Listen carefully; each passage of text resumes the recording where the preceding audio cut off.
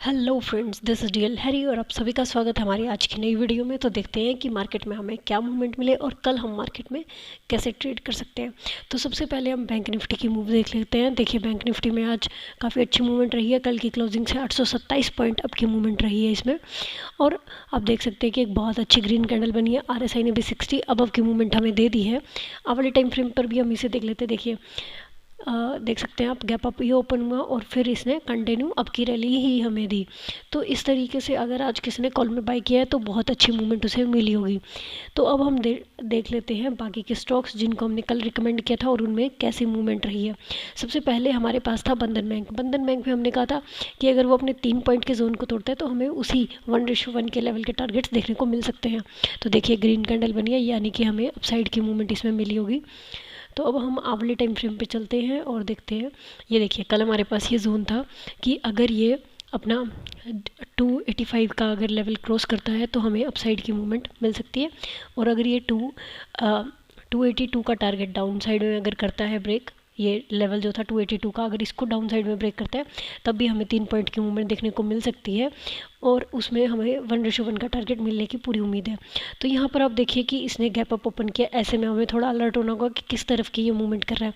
तो हम जाते हैं 15 मिनट के टाइम फ्रेम पे। अब देखिए, जो हमारी लाइन ड्रॉ है 15 मिनट के टाइम फ्रेम पे, पहली कैंडल बनी, दूसरी बनी और तीसरी कैंडल ने इसके हाई को ब्रेक कर दिया। तो अगर ब्रेक करते ही हमारी एंट्री हो जाती है, जो कि काफ़ी लेट होती, हम यहाँ पर देख सकते हैं कि कैंडल यहाँ पर सपोर्ट ले रहे हैं, तो सेकंड कैंडल पर हम अपनी एंट्री बना सकते हैं, क्योंकि इस कैंडल से वो वापस अप साइड की ही मूवमेंट दे रही है और आरएसआई ऑलरेडी 60 अबव है, तो हमें और कंफर्मेशन मिल जाता है। तो हमारी एंट्री यहीं हो गई थी, इसी प्राइस पर ही। और उसके बाद में हमने जस्ट एंट्री ली और देखा कि किस तरीके की मूवमेंट मार्केट करती है। तो प्राइस ऑलरेडी अप जा रहा था, क्योंकि ये बैंक है तो बैंकिंग सेक्टर देखना, जो इसका इंडेक्स है वो देखना ज़रूरी था। हमने बैंक निफ्टी को देखा, बैंक निफ्टी की मूवमेंट काफ़ी अच्छी हो रही थी, तो हम इस ट्रेड में बने रहे। और आवरली टाइम फ्रेम पे आप देख सकते हैं कि हमें काफ़ी अच्छा टारगेट मिला। फिर भी ये कंसोलिडेट हो रहा है, तो हमने वेट किया कि हमें एग्जिट कहाँ मिलता है। और देख सकते हैं आवरली टाइम फ्रेम में हमें इसने कहीं भी एग्जिट नहीं दिया। इस कैंडल ने जब रिजेक्शन ली है यहाँ से, तो हमारा पहला टारगेट जो था ऑलरेडी 3 पॉइंट का था, तो 285 के हिसाब से हमारा 3 पॉइंट का टारगेट जो है 288 और 289 के बीच में कहीं भी सेट हो जाता है। तो हमने उसी टारगेट के साथ इसको एग्जिट किया, तो 1:1 का टारगेट हमें इसमें आराम से मिल गया। तो इस तरीके से हमने बंधन बैंक में अपसाइड की मूवमेंट ली। नेक्स्ट हमारे पास जो स्टॉक था वो था आईसीआईसीआई बैंक। इसको भी हम देख लेते हैं एक बार। आईसीआईसीआई बैंक में आप देख सकते हैं ग्रीन कैंडल बनी है। और अगर हम आवली टाइम फ्रेम पे चलते हैं तो ये देखिए, हमारे पास था कि अगर ये इस प्राइस, जो ये लेवल है इसका, अगर ये इसको अपसाइड में ब्रेक करता है तो ही हम इसमें एंट्री लेंगे। डाउन साइड का कम चांस था, क्योंकि आरएसआई अगर 40 डाउन करता तभी हम इसमें ट्रेड लेते हैं। तो अब यहाँ पर आप देख सकते हैं कि गैप अप ही ओपन हुआ और प्राइस नीचे आया, लेकिन सस्टेन नहीं कर रहा। अगर हम 15 मिनट के टाइम फ्रेम में जाएंगे तो ये देखिए, 15 मिनट के टाइम फ्रेम में इसने अपना एक जोन बनाना शुरू किया। जब ये कैंडल बनी रेड, तो 15 मिनट की कैंडल का हाई या लो ब्रेक होने के बाद हम एंट्री ले सकते हैं, अगर हम वेट करते हैं तो यहाँ पर नेक्स्ट कैंडल उसके अंदर ही बनी और तीसरी कैंडल ने इसके हाई को ब्रेक किया। तो 711 के आसपास हमारी, 712 मान सकते हैं आप, इसके आसपास हमारी एंट्री जो थी एग्जीक्यूट हो गया हमारा ट्रेड। और फिर हमें अपसाइड की मूवमेंट देखने को इसमें मिल रही है। फिर हम आवरली टाइम फ्रेम पर जाते हैं तो देखिए, यहाँ पर एंट्री प्राइस के बाद ही आप वापस से एंट्री ले सकते हैं, लेकिन हमने ऐसा नहीं किया। पूरा मोर कंफर्म हुए और उसके बाद हमने 712 पर इसमें एंट्री ली। उसके बाद देखिए, इसने हमें काफ़ी अच्छी आपकी मूवमेंट दी। ये कैंडल एक डोजी टाइप बनी। अगर इसी का जो क्लोजिंग है या ओपनिंग अगर हम कहें, तो अगर इसका थोड़ा ये लेवल अगर ब्रेक होता तो हम इसमें अपना एग्जिट कर देते, लेकिन उसके बाद भी इसने हाई लगाया। और फिर ये जो रेड कैंडल यहाँ जो जोन बनना शुरू हुआ है, यहाँ पर हमने एग्जिट किया, क्योंकि यहाँ पर आरएसआई 60 के पास से होकर वापस नीचे आना शुरू हो गया था, तो इसलिए हमने यहाँ पर इसको एग्जिट कर दिया। तो आप देख सकते हैं 712 से 717 तक, यानी कि 5 पॉइंट का टारगेट हमें काफ़ी अच्छे रिटर्न देकर गया है। तो इस तरीके से आप अपना जो ट्रेड है वो आप देखेंगे कि मार्केट किस तरफ का मूवमेंट करता है, जो प्राइस है वो किस तरफ जा रहा है, उसी बिहाफ पर आप अपना ट्रेड एग्जीक्यूट कीजिए। उसके बाद हम चलते हैं इंडसइंड बैंक पर, जिसको हम अपनी स्टडी के लिए रख रहे थे कि उसमें बीटीएसटी सेटअप तो बन रहा है, लेकिन क्या उसमें ट्रेड करना ठीक रहेगा, क्योंकि इसमें काफ़ी अच्छी मूवमेंट ऑलरेडी हो चुकी है। तो आप देख सकते हैं आज एक ग्रीन कैंडल बनी है। अब हम अगले टाइम फ्रेम पे देख लेते हैं कि हमारी स्टडी में क्या इंक्लूड हुआ है। ये देखिए, आवरली टाइम फ्रेम पर हमारे पास था कि एक डाउन साइड की मूवमेंट हुई और फिर जो लास्ट कैंडल बनी उसने हमें कंफर्मेशन दे दिया, लेकिन आरएसआई कंफर्म नहीं कर रहा था। वो जो ये विक लगी है ऊपर, इसमें तो इसने 60 किया, लेकिन क्लोजिंग होते होते इसने 59 कर दिया था। तो ऐसे में हम क्या करते हैं, हमने अपना एसएल स्ट्रिक्टली फॉलो करना होता है। और दूसरी जो हम चीज़ पकड़ रहे थे वो ये थी कि यहाँ पर एक स्ट्रॉन्ग लेवल आ जाता है और यहाँ भी वो आकर सपोर्ट ले सकता है। तो इसीलिए हमें एक अच्छा टारगेट मिलने की उम्मीद थी, एटलीस्ट 1:1 का टारगेट तो ऑब्वियसली।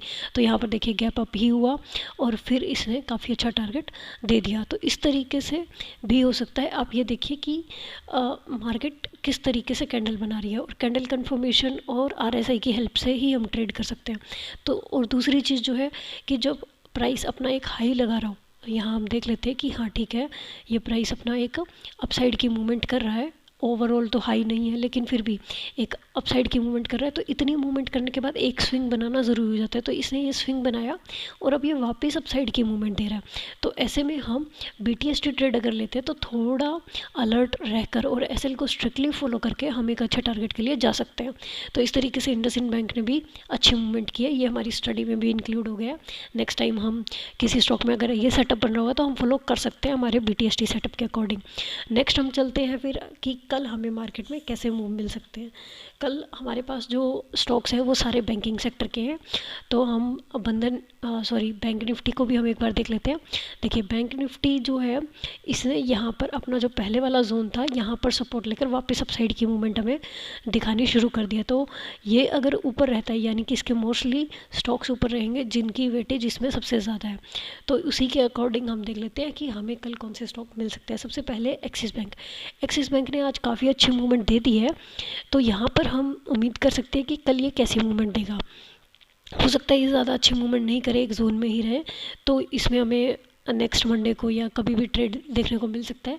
तो हम उसी मूवमेंट को ही पकड़ने की कोशिश करेंगे। देखिए आज मॉर्निंग में इसने काफ़ी अच्छी मूवमेंट की और फिर जोन में रहना शुरू किया है। तो ये जो जोन है ये जैसे ही ब्रेक होगा अपसाइड या डाउन साइड, हम इसमें ट्रेड करेंगे। डजेंट मैटर ये हमें कल ही मिल जाता है या हमें ये मंडे को मिलता है या उसके भी बाद। तो लेकिन जैसे ही मिलेगा ये हमें अपसाइड और डाउन साइड की उतने ही मूवमेंट दे देगा जितनी ये मूवमेंट हुई है। अगर ये मूवमेंट को हम कैच करना चाहते हैं तो ये देखिए ये इसका कंसोलिडेशन फेज़ है और इसके बाद ये फ्लैग पैटर्न बना सकते हैं। अदरवाइज़ ये अब जैसे इसने अप की मूवमेंट किया वैसे ही डाउन की मूवमेंट करके ये उल्टा कप पैटर्न बना सकता है। तो इस तरीके से एक्सिस बैंक में हमें अच्छी ट्रेड मिल सकती है एक छोटे एसएल के साथ।